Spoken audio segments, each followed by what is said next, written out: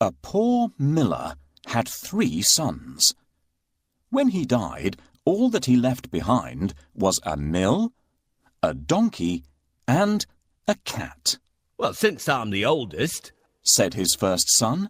"I'll take the mill." The second son quickly added, "And I'm next. I'll take the donkey." They looked at their younger brother, Marquis. "How lucky you are! You shall have the cat," the brothers said, and laughed out aloud. The poor fellow shook his head as his brothers left. It was not fair at all. "My brothers can make a fine living with a mill and a donkey, but what about me? I'm stuck with Puss," said Marquis, wringing his hands in despair. Puss had been listening. He stretched and yawned loudly. Now, you won't have to worry when I'm around. All I need is a bag and a handsome pair of boots, and I'll be able to take care of us both." "Sure you will," thought Marquis. But to be fair, he had seen Puss use many tricks to catch mice and rats. If nothing else, they wouldn't go hungry. "Our father left us some property in his will.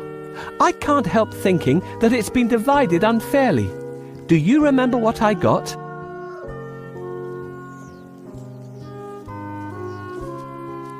"My father has left me this cat. What am I supposed to do with it?" "You don't have to do anything with me." "A talking cat? Did I really hear you speak, or am I dreaming?" "My dear master, please don't think that I'm useless. Just wait and see what I do, and you'll be happy that I belong to you." "How can I be happy when I've only got a cat and nothing else?" "You will understand soon, but first, can you get me a pair of boots and a sack?" "Did you forget that I don't have any money? See if you can find a sack here. We'll get the cobbler to make you a pair of boots."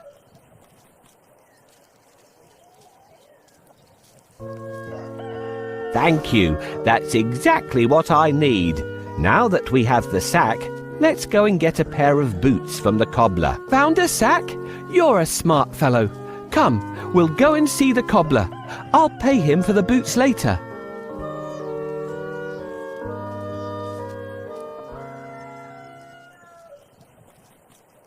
"Yes, this is the cobbler's workshop. I can get my boots here." "This is the last pair of boots I have. Let it bring you luck." "Thank you. These boots suit me perfectly."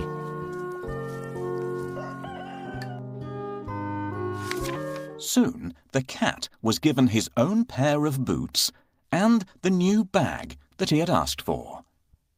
The boots fitted him perfectly, and he looked very smart. Puss packed a juicy cabbage and some bran in the bag, and slung it around his neck. He polished his whiskers and set out. Puss headed straight to a spot where there were plenty of rabbits. He had a great plan in mind. Puss opened the bag wide and hid behind a tree. Soon a rabbit came hopping by. He saw the cabbage and leapt straight into the bag. Whoosh! As quick as the wind, Puss grabbed the bag and tied it closed with a piece of string. With the rabbit in his bag, Puss walked straight over to the king's palace. He bowed low and presented him with the rabbit. "Your Majesty," said Puss in Boots in a royal voice, "this humble gift comes from my master, Lord Marquis of Carabas." This was a fancy name that Puss had chosen for his master. "What a thoughtful gift," said the king, who loved roasted rabbit. The next time, Puss managed to catch a brace of partridges and took them once again to the king. "This is wonderful. Tell your master I'm very pleased," said the king, who loved partridge stew even more. This went on for 2 months. Puss was becoming an expert at catching game, and the king was getting plumper. First, I need a bait for the rabbit. What do you think rabbits love to eat?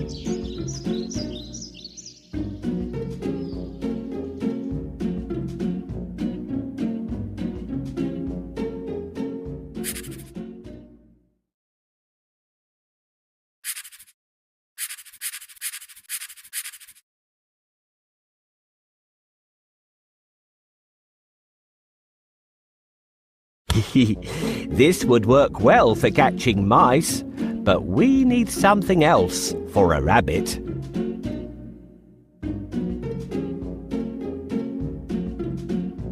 This is exactly what we need.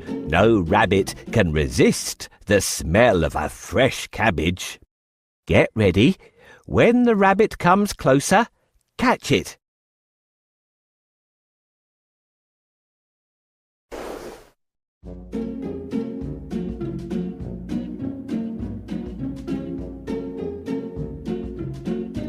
Got you. Thanks for your help. I will take this rabbit to the castle and offer it to the king.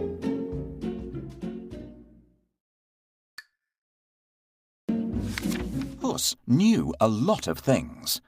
He was such a clever cat. For instance, he knew just when and where the king would be out riding in his carriage with his daughter. I think that the Marquis and I should go out for a walk today, thought Puss one sunny Saturday. Puss took Marquis down to the riverside and spoke to his master. Today could be your lucky day. If things go to plan, you'll make a fortune, said Puss. Clip, clop, cling, clang. Puss heard the sound of a carriage approaching. They both looked into the distance. It was the king's carriage. What should I do? Marquis asked, ready to obey. He had grown happier with the food Puss brought in every day. Go and bathe in the river. I'll take care of everything else, said Puss. Is that all? Cried Marquis. He pulled off his clothes and jumped into the river at once. Splash! Quickly, Puss hid his master's clothes behind a rock. "Help! My master is drowning! Somebody save him!" Puss wailed. He was trembling from head to foot. The king recognized Puss at once. He remembered all the lovely meals he had enjoyed thanks to the cat. The king jumped out of his carriage. "Go and save him, quickly!" the king said to his servants. Puss said to the king, "Your Majesty, some nasty thieves have stolen my master's clothes." Is that so? Don't worry. I'll find a suit for him, said the king. He ordered one of his servants to fetch some fine clothes. Soon Marquis was pulled out of the water, and the king's servant handed over a handsome suit for him to wear. As soon as Marquis put on those clothes, he looked just like a prince. He stood tall and handsome, and smiled shyly at the princess. Surprise, surprise, the princess fell head over heels in love with Marquis. Master, I have a great idea. All you need to do is go and bathe in the river. I will take care of the rest. Well, all right. That's easy. While he's bathing, I need to hide his clothes. Can you think of a good place to hide them? The nest. But it's too small. I don't think we could hide the clothes there.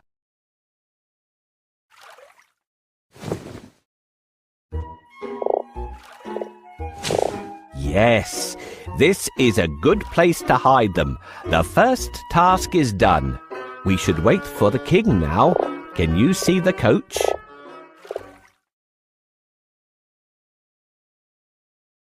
Your Majesty, please help.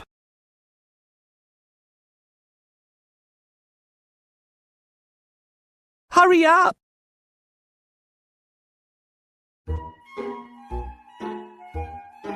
My master is drowning.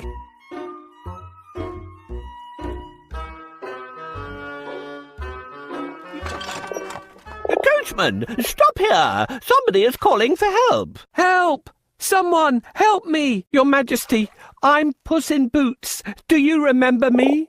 My master decided to bathe. He went into a deep place, but unfortunately, he can't swim out of it. Ah, I remember you. It's you who brought me the presents, right? Wait, we'll save your master. Oh, thank you.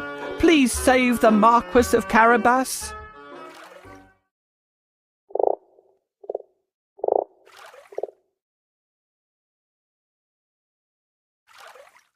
I must pull him out quickly, but I need a stick. Where will I find one?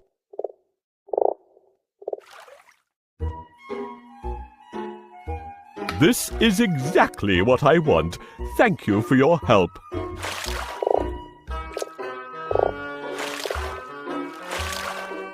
Here you are, dear Marquis of Carabas, safe on land again. Your Majesty, while my master was swimming, his wonderful suit has been stolen. Now he has no clothes to wear. I'll order one of the best suits to be sent from the royal cloakroom for your master. Thank you for your help. How can I pay you back? We would be delighted if you could join us on our journey. What do you say?